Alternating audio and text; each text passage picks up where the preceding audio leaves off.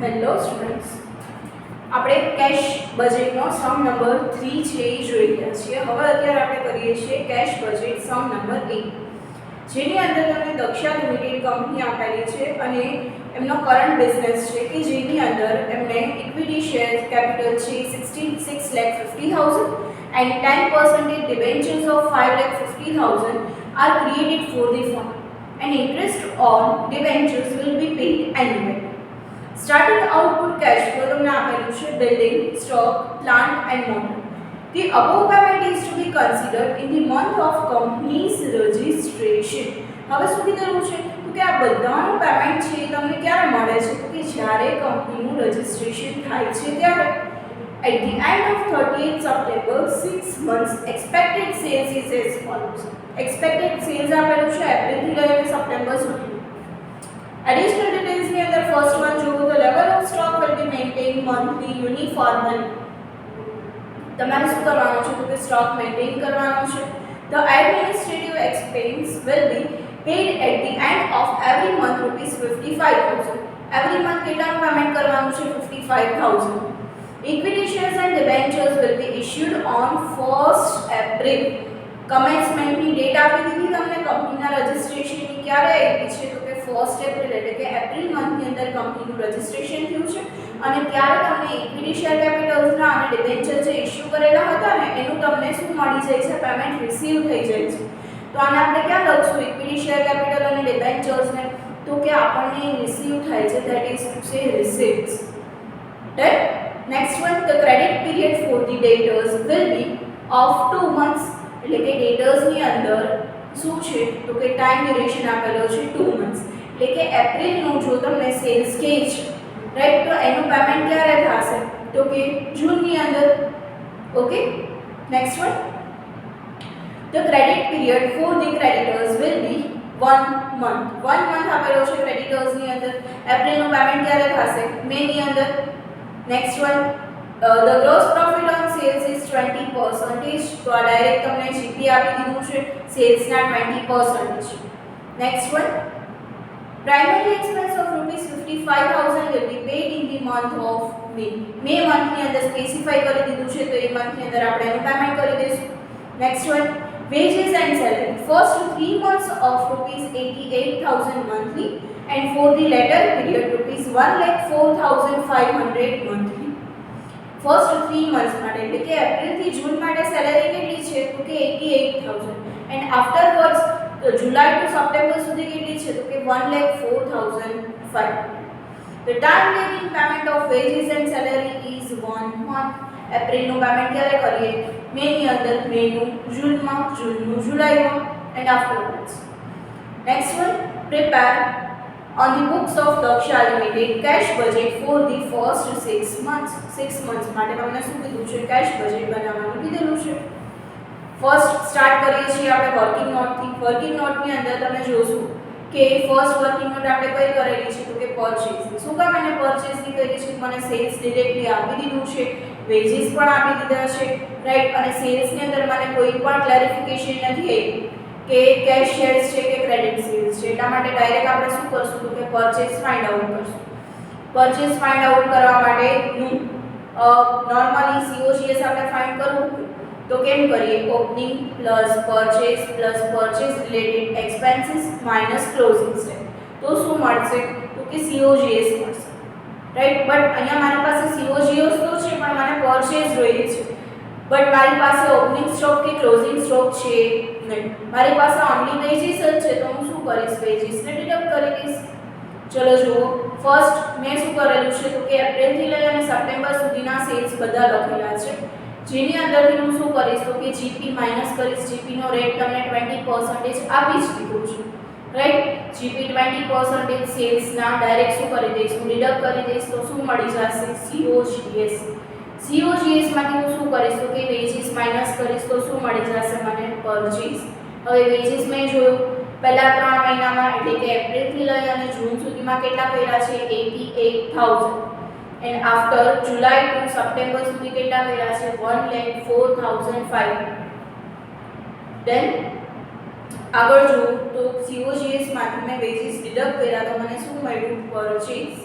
હવે પરચેઝ કર્યું એટલે કે ક્રેડિટ પીરિયડ થયો ક્રેડિટર્સ માટે કેટલો આપ્યો છે તમને સમની અંદર 1 મંથ એટલે કે એપ્રિલનું પેમેન્ટ છે એ ક્યારે થશે મે ની અંદર મેનું જૂનમાં જૂનની જુલાઈમાં એન્ડ આફ્ટરવર્ડ્સ ઓકે ડન અહીંયા તમારી વર્કિંગ નોટ કમ્પ્લીટ હવે શું કરવાનું છે તો કે હવે આપણે જોવાનું છે કેશ બજેટ જે શું છે તમારા સમનો આન્સર મેઇન આન્સર રાઈટ હવે જો સૌથી પહેલા ઓપનિંગ કેશ બેલેન્સ પણ મારી પાસે ઓપનિંગ કેશ બેલેન્સ આખો સમ રીડ કર્યો આપણે પણ ક્યાંય પણ ઓપનિંગ કેશ બેલેન્સ તો મને આપેલી જ નથી રાઈટ તો નહીં લખવાની આફ્ટરવર્ડ્સ રિસીપ્ટની અંદર સૌથી પહેલું મેં કીધું કે તમને સમની અંદર ઇક્વિટી શેર કેપિટલ્સ અને ડિબેન્ચર્સ આપેલા છે જે જ્યારથી કંપનીનું રજિસ્ટ્રેશન થાય છે ત્યારે તમને શું થઈ જાય છે રિસીવ થઈ જાય છે તો કંપનીનું રજિસ્ટ્રેશન કઈ ડેટ ઉપર થાય છે 1 એપ્રિલ ઉપર એટલા માટે મેં ઇક્વિટી શેર કેપિટલ અને ડિબેન્ચર્સ ક્યાં લખેલા છે રિસીપ્ટ સાઇડ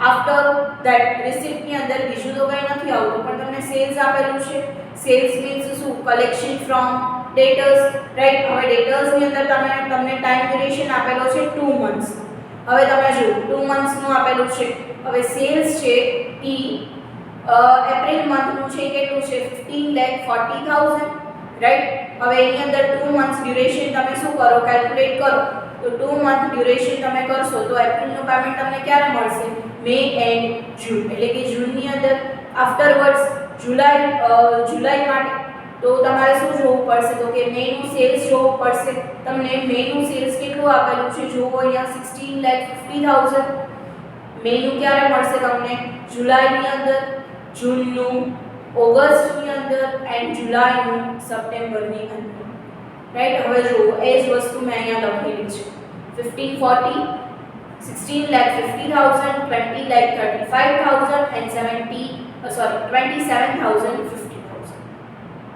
27,50,000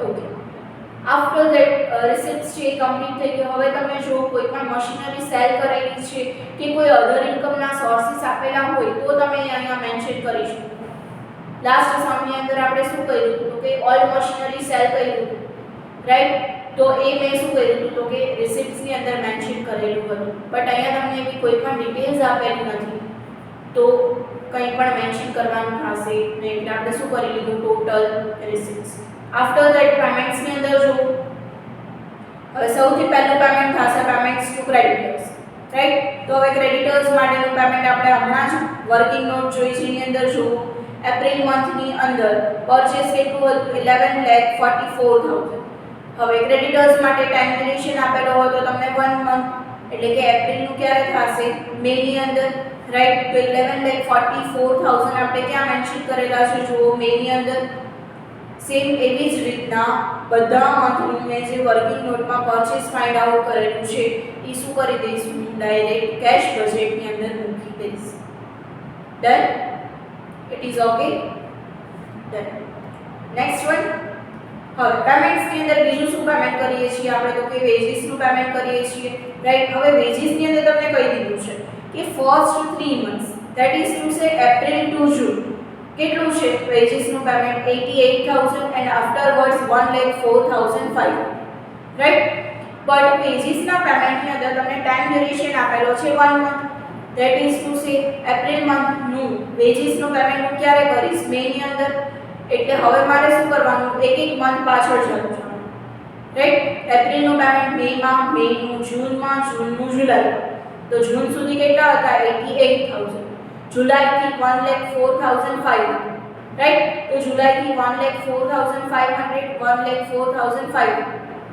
રાઈટ અને સપ્ટેમ્બરના વેજીસનું પેમેન્ટ ક્યારે થશે ઓક્ટોબરમાં થશે બટ મને અહીંયા ઓક્ટોબરનું કેશ બજેટ બનાવવાનું કીધું નથી તો આપણે મેન્શન કરવાની કંઈ રિક્વાયરમેન્ટ નથી ડન આફ્ટરવર્ડ્સ એડમિનિસ્ટ્રેશન એક્સપેન્સ તમને કહી દીધું હતું એવરી મંથ કેટલા છે 55,000 તો બધામાં મેં શું કહ્યું છે 55,000 લખેલા છે આફ્ટરવર્ડ્સ તમને આપેલું છે preliminary expense in the month of May is ₹55,000 તો પ્રિલિમિનરી એક્સપેન્સ ઓનલી મે મંથની અંદર આપણે શું કરેલું છે મેન્શન કરેલા છે આફ્ટરવર્ડ્સ તો કે નવો બિઝનેસ છે એ સ્ટાર્ટ કરેલો છે તો મેં કંઈક ને કંઈક અસેટ્સ પરચેસ કરેલી જ હશે તો અસેટ્સ તમને ક્વેશ્ચનની અંદર ઓલરેડી આપેલી છે બિલ્ડિંગ સ્ટોક પ્લાન્ટ એન્ડ જેમ બિઝનેસ સ્ટાર્ટ થાય છે ત્યારે ઇક્વિટી શેર્સ અને ડિબેન્ચર ઇશ્યુ કરેલા છે એનું મને રિસીવ ક્યારે થશે તો કે બિઝનેસ કમેન્સ કર્યો છે બિઝનેસનું રજિસ્ટ્રેશન થયું છે ત્યારે એટલે કે એપ્રિલ મંથની અંદર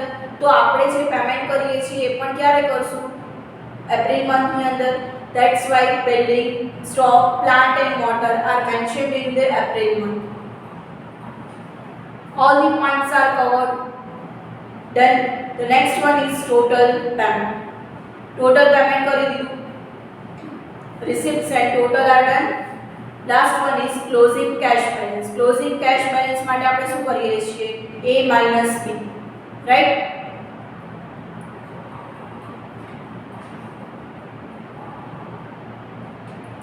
चलो जो total receipts 72 lakh minus 51 lakh 15,000 right तो મને ક્લોઝિંગ કેશ બેલેન્સ મળેલી છે 20,85,000 હવે ઓપનિંગ બેલેન્સ ત્યારે તમારી પાસે નહોતું બટ હવે એપ્રિલ મંથની ક્લોઝિંગ છે કે મે માટે શું થઈ ગયું opening plus total receipts minus payments તો પાછું તમને ક્લોઝિંગ કેશ બેલેન્સ મળી જશે નહીં आफ्टरवर्ड्स में एवी ज रीतना बधानी अंदर શું કરેલું છે closing cash balance find out 1 month ની કરતા જઈએ અને શું કરીએ છીએ તો કે closing cash balance sheet find out કરી લઈએ છીએ ધેન તો આ હતું તમારું કેશ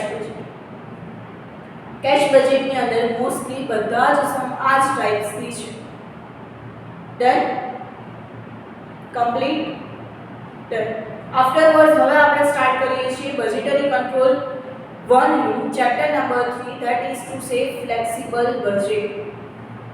Okay.